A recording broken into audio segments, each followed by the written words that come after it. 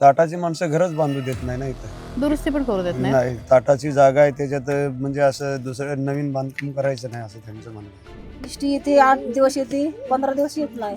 Ambulance येता येता घरीच काय पोरी डिलिव्हरी होतात. गोळी आणून द्यायची 2 रुपयाची, चकून करून द्यायची, जेवायला घालायला झोपायचा. मग काय आपल्या पोरांसाठी आता जगायलाच लागल ना, मग काय करायचं. जर समजा ही हया अशी जर परिस्थिती जर राहिली तर भविष्यामध्ये तेही शाळा बंद होते. आणि अशा मोशीकरांना आमच्या हक्काचं पिण्याचं पाणी आम्ही त्यांच्याकडे मागतोय, तरीसुद्धा ते आम्हाला प्यायला पाण्याला परवानगी देत नाही. फार मोठी शोकांतिका आहे. स्वातंत्र्याच्या 80व्या वर्षी देशाचा इंडिया झालेला आहे. AI आलेला आहे, मोठ्या मोठ्या टेक्नॉलॉजी आलेल्या आहेत, कोट्यावधींची लग्न होत आहेत. एकीकडे लोक कोटी कोटीची फ्लॅट घेत आहेत, हे सगळं एका बाजूला होत आहे. आणि दुसरीकडे काही गावं अजूनही अडचणीमध्ये आहेत, अजूनही 8-8 दिवस लाईट नसते. मला असं वाटतं की काही गोष्टी आपल्याला जमिनीवर आणणार आहेत. मी एक एक्सरसाइज करून बघते, मला खात्री आहे तुम्हाला आवडेल.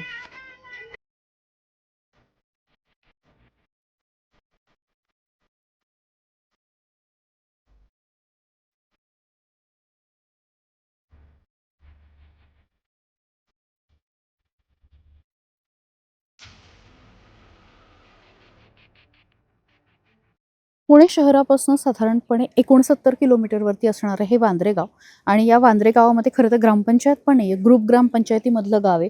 आणि तिथल्या या वस्तीवरती मी आली आहे.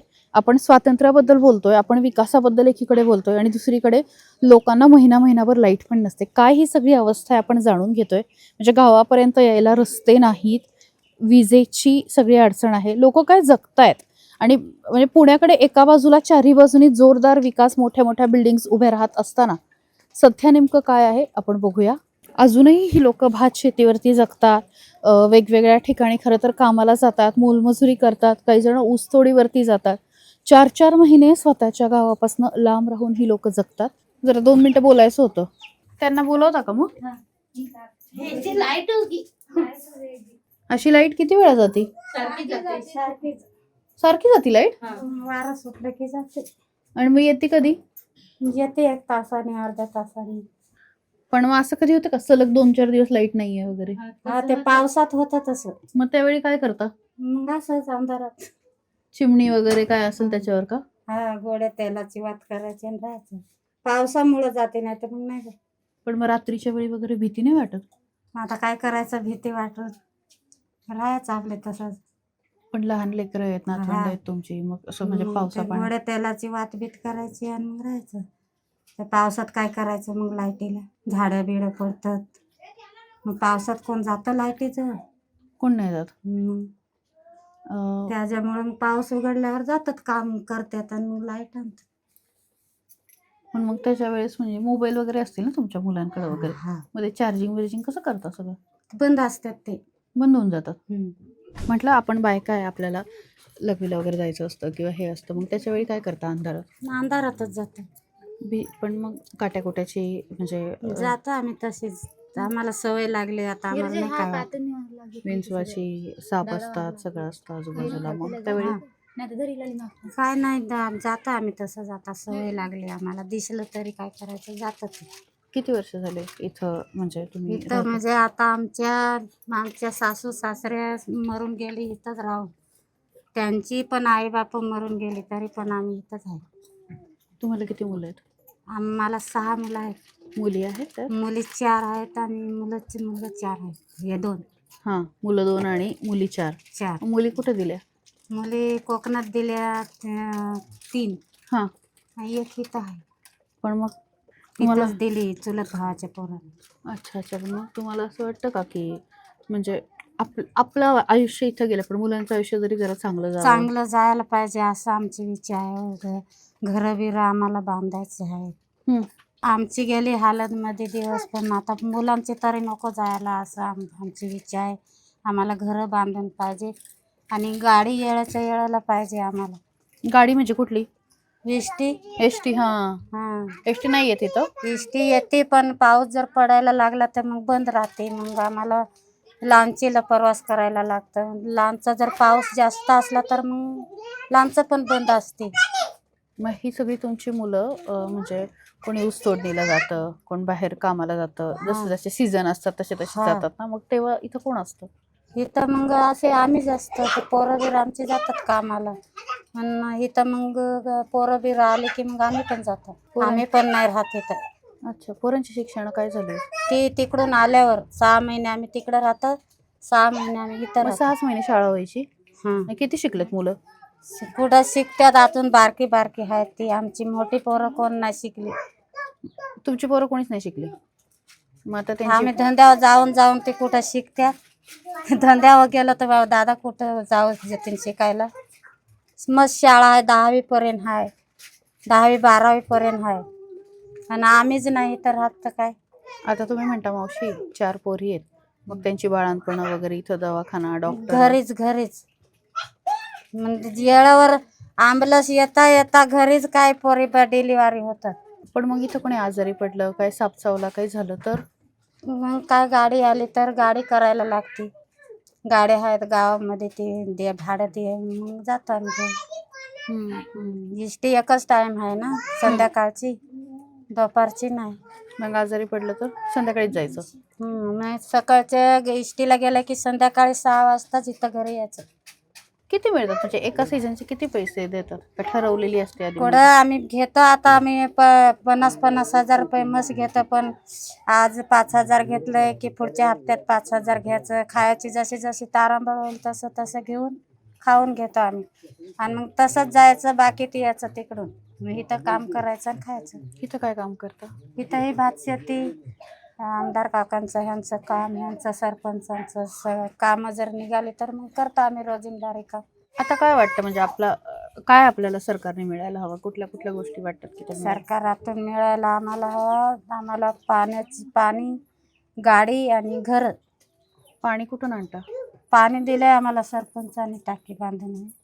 पण लाईट असली तर पाणी येतं, लाईट गेली की मग पाणी. मग काय करता अशा वेळी? मग आणायचं तिकडून धरणावर. आणायचा. आम्हाला आमची पिढून पिढ्या इथं गेल्या 4-5 तर हेच घर आम्हाला आहेत.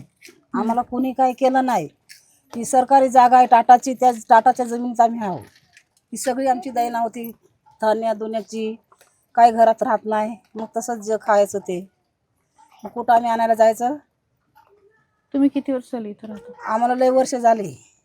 लोड झालं की मग गाडी नाही, घोडा नाही, काही नाही. मग असल्या बारक्या गाडीवर जास्त वर ते पार हैराण होतं. इष्टी येते 8 दिवस येते, 15 दिवस येत नाही. भाग लोक ह्याला भाग अख्ख्या कोकणात बघा, कुठं बी बघा बरं. बाया कशी आहेत मराठ्या घेत नाही. आमची इथं आहे बघा बरं काय. हा, पाईप पुसायला तर आहे का इथं काय? अशी व्यवस्था इथं आमची झालेली. शेवटचं सोनं कधी केलं होतं? शेवटचं सोनं पूर्वी आम्ही केलं सोनं. मी किती वर्ष झाले? त्याला 7-8 वर्षे झाली. आता सोन्याचा भाव काय आहे माहिती? सोन्याचा भाव ते नाही माहित. आता 1.5 दागिना लाख केला रुपये नाही. तोळा आहे. किमती वाढल्यात का सगळ्याच्या? किमती वाढल्यात आता सगळ्यांच्या. मग काय भाजीपाला तो सस्ता राहिलाय. कोणची गोष्ट गेली तरी 4 रुपये वाढणारच. गरिबांनी कसं जगायचं? कसं जगायचं ते विचार पडलाय बघा. ही लेकरं आजारी पडल्यावर हे पाणी पावसात 4 पैसे हातात असलं तर दवाखान्यात जातो आम्ही. 4 पैसे नसल्यावर मग काय गोळी आणून द्यायची 2 रुपयाची, चोकून तूर द्यायची, जेवायला घालायला झोपवायचं. पैसे नाही तर काय करायचं? हे बघा, हे आमचं घर आहे, माझं स्वतःचं घर आहे. हा हे हव्याने त्या दिवशी हवा सुटला होता बघा, वादा वावदळ. हा, त्याच्यामध्ये सगळं निकाल उडून गेलतं. कसं दिसतंय मग ना आतमध्ये तुम्हाला? पाणी यायचं? आतमध्ये पाणी म्हणजे सगळं धान्य कुठं का आमची पांघरून अशी भिजली होती. मग ते आमच्या लोकांनी नीट केलं, माझ्या नवऱ्याने नीट केलं. आता इथं 4 पत्र आहेत. ही 4 पत्र जर नसलीच, ही नसतीच जर तर ते सगळं उडून गेलं असतं. म्हणजे लेकरं बा कुठं घेऊन आता हे राहिले? पाणी साठवलं ह्याचं काय करणार? हे पाणी साठवून म्हणजे कपडे धुवायची, आंघोळ करायची. हे वापरायचं पाणी झालं? हा, वापरायचं झालं. बर, मग इतर वेळी काय करता जेव्हा पाऊस नसतो तेव्हा? वापरायचं पाणी कुठून आणता? वापरायचं पाणी आता हिकून आणता मी तिथं. आता एवढ्या 2-3 हप्त्यात पाणी चालू ठेवलंय नळाचं, सांगितलं तेव्हा अच्छा, ना ते पाणी आणतो आम्ही. बर बर बर. ही आता शायलाबाई बोलत होती ना, तिच्या लेकाचा घर हे खालचा हवेने मोडून पडला खाली. अच्छा, बापरे, हा तू संपलंच म्हणजे तुकडेच झाले. तुकडे झाले. मग तिथून लेकरा बाळ घेऊन इकडे त्याची आई, त्या आई का तिकडे घेऊन गेला तो. बघा बरं व्यवस्था काय बाई पाय आम्हाला आहे काय गरिबांना? हा, कशी राहायची, जीव कसा जगवायचा आमचा? इथं मोलमजुरी नाही तर आमची लेकरं बाळ म्हातारी घरी आणि लेकरं बाळ जातात धंद्याला ते कोण 4 पैसे आम्हाला देतात तर आम्ही घरात मग हे लेकर बाळ तुमच्याकडं का? हे लेकरं बाळ इकडे मग यांना शाळेत वगैरे पाठवता? हा. मग आता मला सांगा, वर्षभर म्हणजे तुम्ही काय खायला प्यायला काय असतं इथं? म्हणजे भाज्या मिळतात का, धान्य मिळतं का, काय? आता भाजी बिजी कुठून जेव्हा भाजीवालाचा टेम्पो इथं येतो आमच्या जवळ जर 4 पैसे असलं तर आम्ही भाजीपाला घेतो आणि 4 पैसे नसल्यावर मग आम्ही काही नाही. मग काय खाता? मग काय आता खायचं असं भाजीपाला बांधाला मजुरी करायची आणि तिचं- बांधाच्या भाज्या पिकवता का? मग कुठं अशाच पावसाच्या उगवत्या ते आणून खायच्या दुसरं काय तर उगवायला सारखं आहे भाजीपालाचं दिसतं इकडं रान कुठं मग आणि भातच? भातच शेतभात पिकत्यात तेवढीच. रात्रीचे झालं ते 12-1 वाजता बापरे, झोपलेली असती तर? झोपलेली असती तर ते कुठं चेपले असतं त्यांचं. असं डायरेक्ट पडलं हे? हो हे बाय तू कसं चिखलात फिरस जगर पळ पैसे जास्त आले तर पैसे घरातला म्हणून आम्हाला बाकीचे पैसे भरता येत नाही. म्हणजे म्हणून आमची घरं राहिलेत, घरं मंजूर होऊन आलेली आहे. घरं झाले तर बऱ्याच गोष्टी होतील. हा घरं फक्त आले की मग सगळी वस्तू की आम्हाला भेटत जाते. आता बाहेर बघा गावाला धान्य चालू आहेत जांबामध्ये घरं बांधले, घरं चालू आहेत त्यांना धान्य चालू आहेत कपडे चालू आहेत भांडी कुंडी सगळी खाली कोकणात बघा सर भोवतीने सगळी चालू आहेत पण हेच गावाला मला काही भेटत नाही ताई. ही सगळी भात शेती ना? आम्ही काम करतोय असलं हा ही मराठ्यांची लोक ही सगळी इकडे मराठ्यांच्या कामाला आम्ही जायचं हे काम करायचं. एक टाइम जेवण आम्हाला 300 रुपये मजुरी देतात. अच्छा. तीच पाहिजे. यंदा वाढले 400 रुपये देतात. म्हणजे इथं करून देत नाही म्हणून ते लोक येतात इथं? हा ती लोक येतात इथं. ताटावाले येतात ना, ताटावाले इथं एक काय करू देत नाही. मग ते स्वतः म्हणजे येतात ती त्यांची माणसं? हो हे आम्ही मंदिर देवासाठी बांधलं होतं ते सुद्धा मोडायला त्यांनी हे केलं होतं पण ते आम्ही म्हणलो की ते मोडायचं नाही ते देवासाठी आहे. पण त्यांचं असं काय म्हणणं असतं त्यांचं, म्हणजे ते काही वाढवायचं नाही? इथं काय वाढवायचं नाही घरं बिरं दुसरी चांगली बांधायची नाही असं त्यांचं म्हणणं आहे ताटाचं. पण मग तुम्ही कसे राहणार आता? बघा हे पावसाळ्यात घरं मोडतायत, हे होत आहे, जीवाचा प्रश्न आहे ना. कसं राहायचं ते आता कसं तरी राहायचं. आता हे बघा हे सगळे काय सगळं मोडतोडच आहे याच्यात.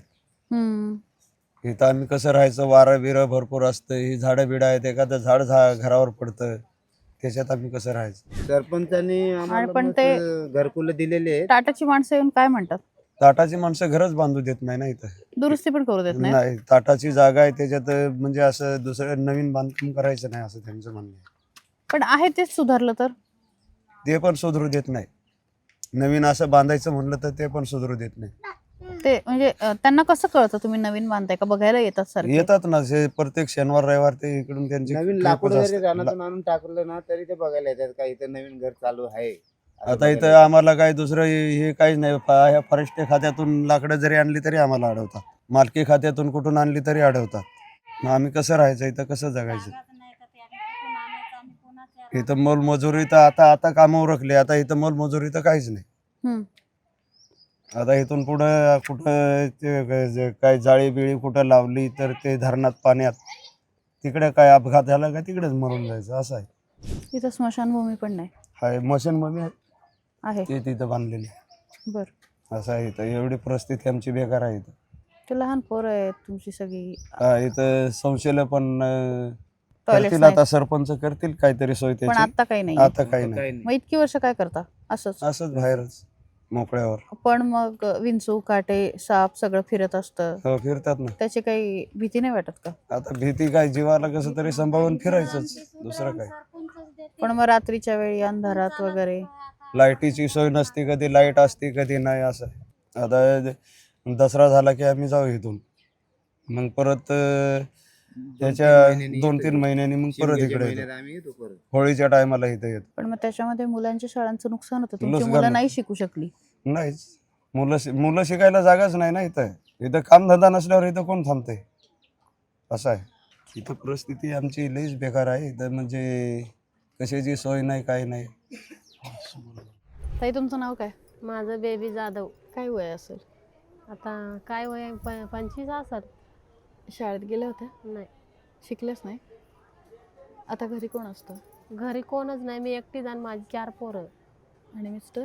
ते वारलं. मग आता काय करता, म्हणजे कशी पोरं कशी सांभाळता? आता काय सांभाळते तसंच, ते काय कामाला जाईन तेव्हा सांभाळते. काय काम करता? भात लावणी, कुठं काय गवत काढायला पण असं हे- जायचं. पण हे तर काय वर्षभर चालू नसतं ना हे काम. हां, चालू नसतं. मग त्यावेळी मग काय कुठं ते आमदाराचा भाव आहे ना ते ढमाले प्रकाश शेठ, ते बोलवतात कामाला, त्यांचं शेतीत असते ना काम, तिकडं आम्ही जातो कामाला बरं 6 महिने. 6 महिने हां जातात. पोरं शाळेत जातात का? हां, शाळेत आहेत पोरं. कितवीला आहे? एक 5वीला आहे, मोठी पोरगी आहे ती, आणि एक 4थीला आहे, आणि एक आता 1लीला आहे, एक पोरगा आहे तो. पोरं शिकतात? हं. पोरं शिकवताय? शिकवतात. पुढे शिकवायचे? हां, शिकवायचं आहे पोरींला, माझ्या पोराला असं. का बरं? मग मोठे झाल्यावर त्यांना बघल कोण आणि मला कोण बघल, ती शिकतील तेव्हाच ना मोठी होतील, ती पण चांगली, त्यांचं पण होईल आणि माझं पण भविष्याचं त्यांच्या. ती लाडकी बहीण नावाची योजना आहे, माहिती आहे का तुम्हाला? हां, ते आहे, पण ती माझी नाही, मी नाही खोललेलं ते. का बरं?